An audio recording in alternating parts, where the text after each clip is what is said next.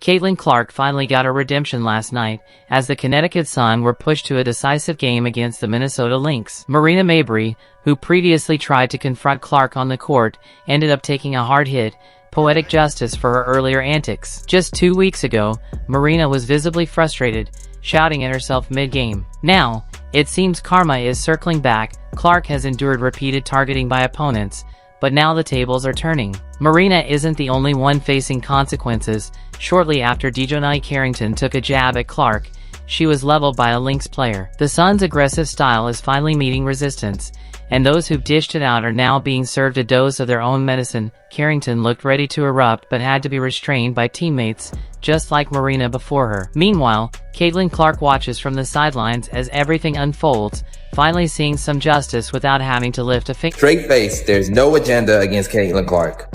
With a straight face. They're not targeting her, right? The WNBA is going to have to figure this out. The NBA figured out in the 80s to early 90s, they got to get rid of all that physical play. That's not a good product. That's not putting butts in the seats like scoring. By the way, that was not even a flagrant foul. But in the same breath, they want to call Aaliyah Boston for every single touch foul. While Marina Mabrey's aggression is often framed as fierce competitive spirit, there have been multiple instances where it's crossed the line, prompting fans, analysts, and even fellow players to question whether her style veers more toward dirty play than fair competition. That tension came to a head during a high-stakes matchup against the Minnesota Lynx, when Mabrey found herself on the receiving end of what many saw as a brutal moment of karma. She was violently fouled, left clutching her face in obvious pain, and even more tellingly, in visible emotional distress. The image of her screaming on the court, shaken and unable to contain her frustration, stood in stark contrast to the persona she usually projects, a tough, relentless competitor willing to do anything to win. For many viewers, it was a turning point, a reckoning. Mabrey had built a reputation for playing on the edge, blurring the line between intensity and unsportsmanlike conduct. And in that moment, it seemed, the consequences of that approach had finally caught up with her. People fighting tooth and nail the entire season, not wanting it to be this way because other people weren't getting flowers, or she was getting too much attention, or she gets a special whistle, or I'm gonna check her off the ball here.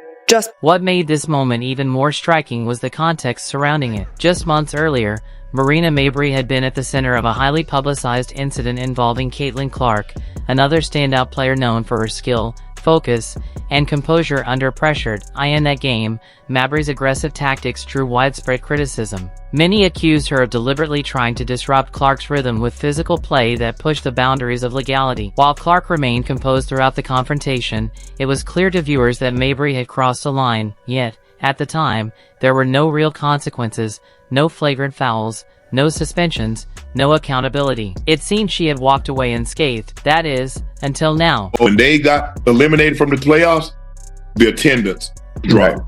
The ratings dropped. If WNBA is more, it is, and I get it. Why? The foul Mabrey sustained during the game against the Minnesota Lynx was viewed by many as the universe finally balancing the scales. A player who had spent much of her career testing the limits of acceptable conduct on the court was now being confronted with the consequences of those choices. The blow she took wasn't just physical, it was symbolic. A stark reminder that in basketball, as in life, actions have consequences. And eventually, they catch up with you. Dad, when I talk about this a little bit, in that we're still not talking about basketball.